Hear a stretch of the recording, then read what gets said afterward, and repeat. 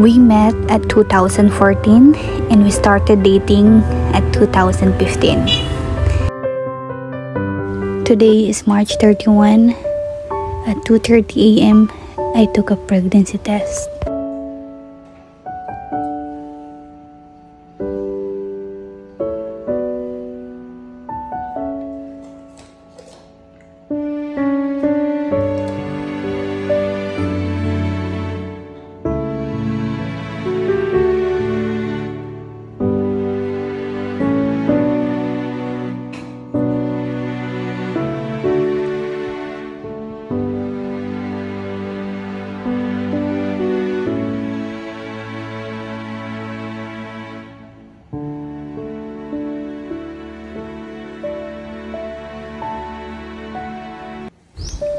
Hindi ko masyadong ina-expect yung naging result ng test na to.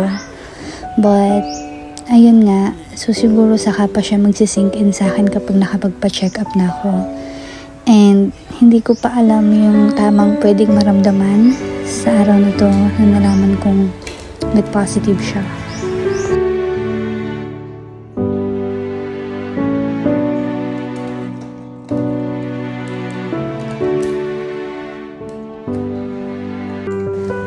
Ilang beses kasi ako tinanong na rin kung nag-test na ba ako, pero una kong sinabi hindi pa, kahit nakapag-test na talaga ako at nalaman ko na yung resulta.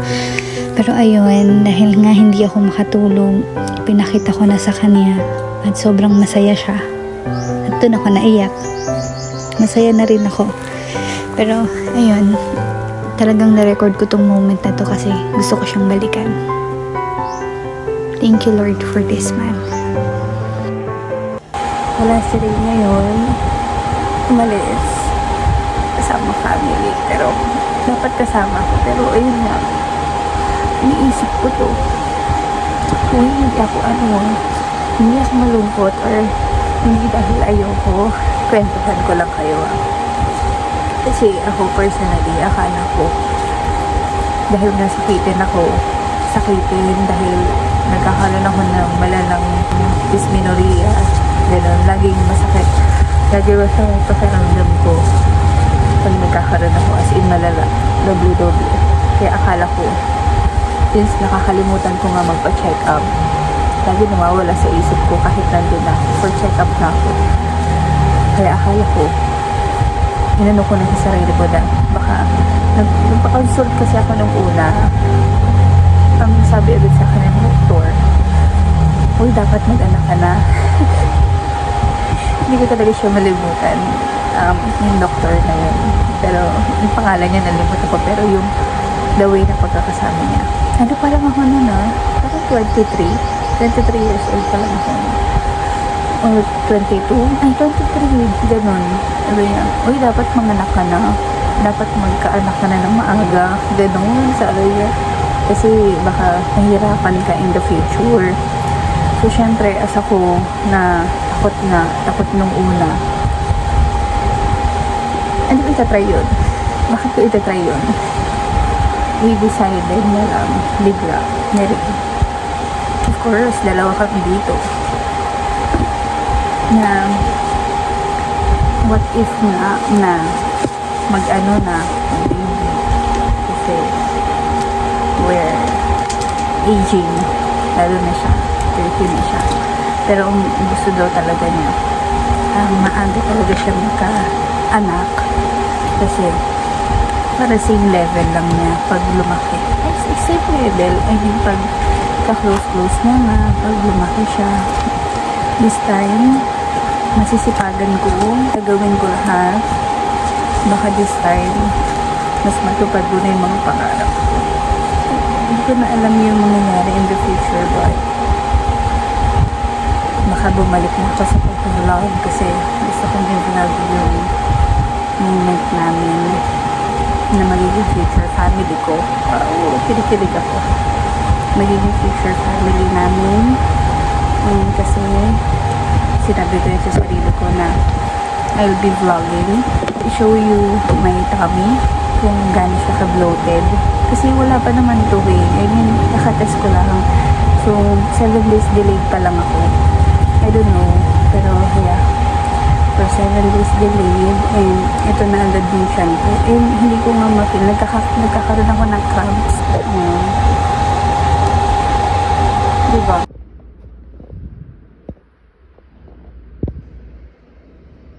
Hi guys. Ayan. So, nakaligo na ako. Punta kami ngayon ng hospital to check. Mag-moisturizer na lang tayo. So, ngayon yung check-up. And then, mag-uwi. Marami na lang ako maayusin. Ayan, nag-ano. So, nag-dress na lang ako. Kasi di ba pag ultrasound, kailangan pahubarin pa pag nakapantalon. Ganun. Guys, parang hindi ako first time. Ano no?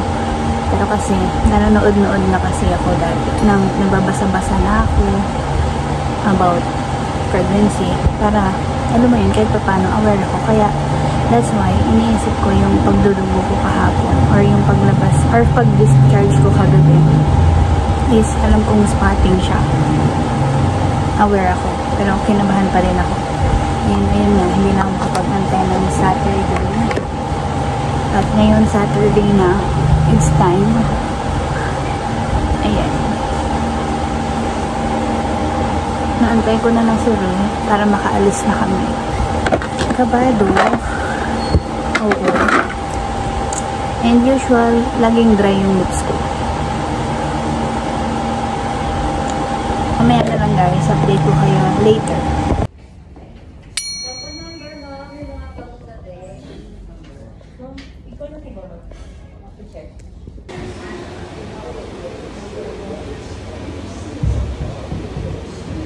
Hi everyone, so just got home from hospital.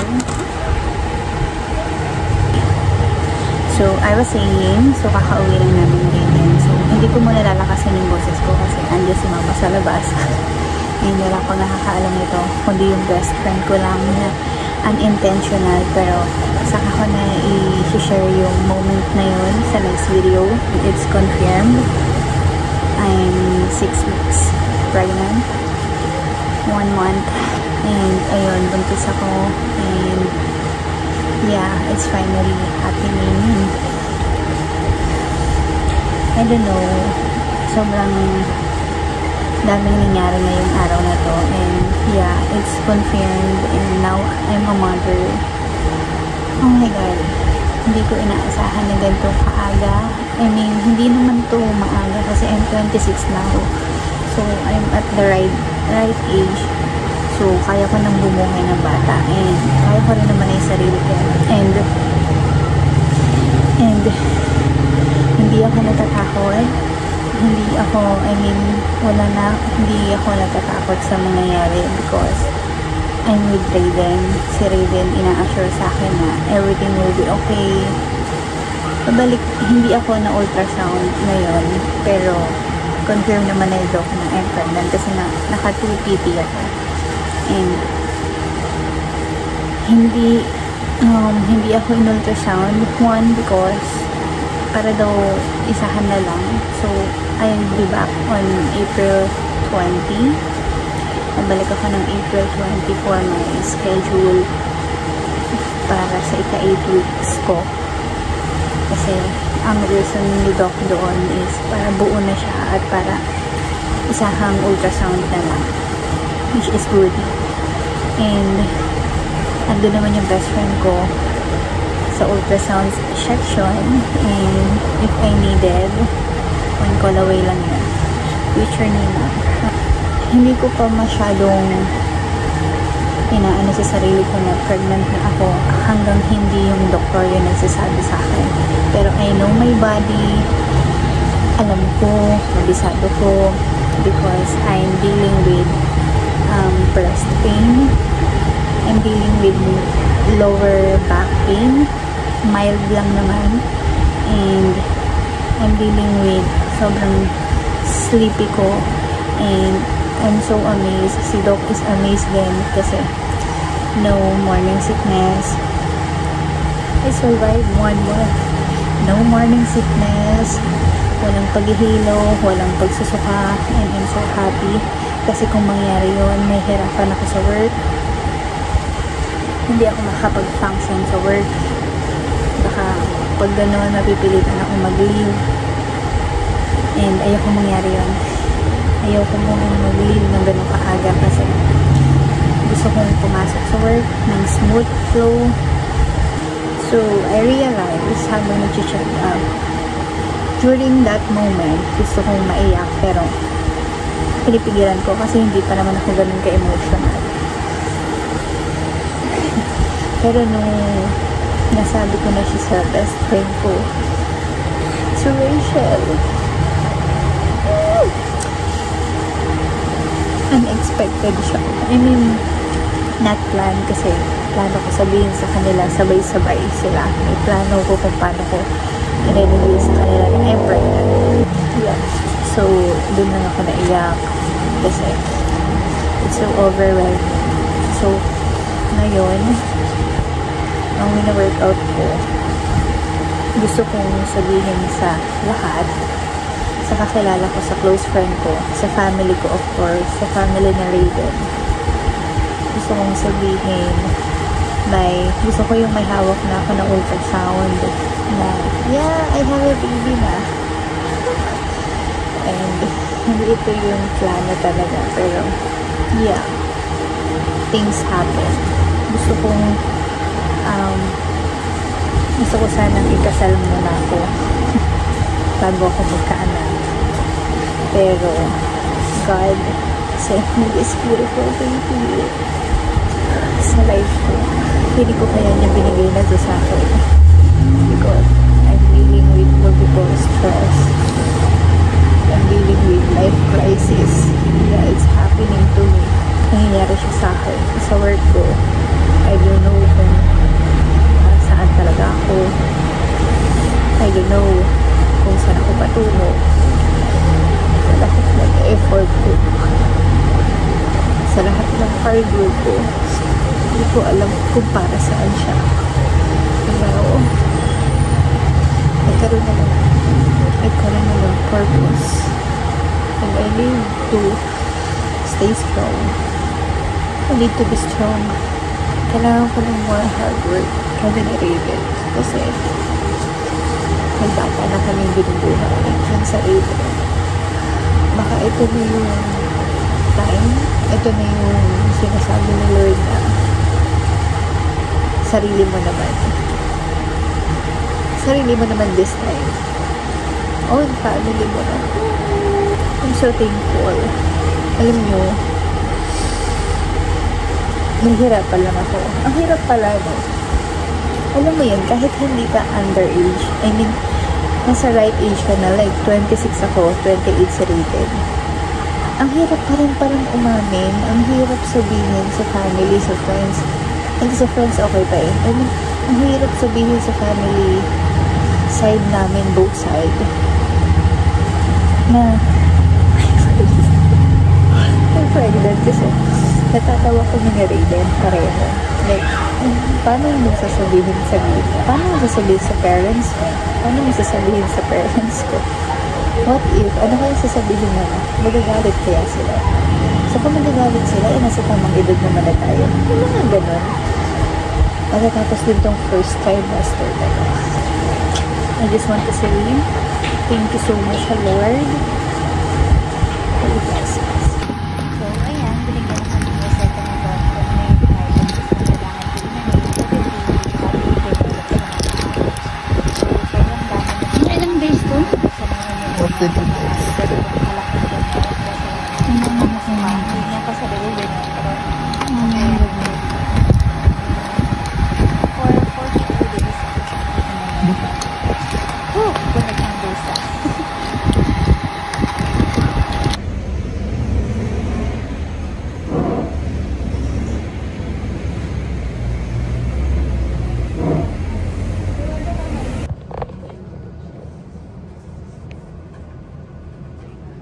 Hi guys! So today is April 17. Ngayon lang ako nagkaroon ng chance mag-update. But kahapon nag-leave ako sa work kasi meron akong Trans V ultrasound. Kasi kukwento ko na lang yung nangyari. But, ayun.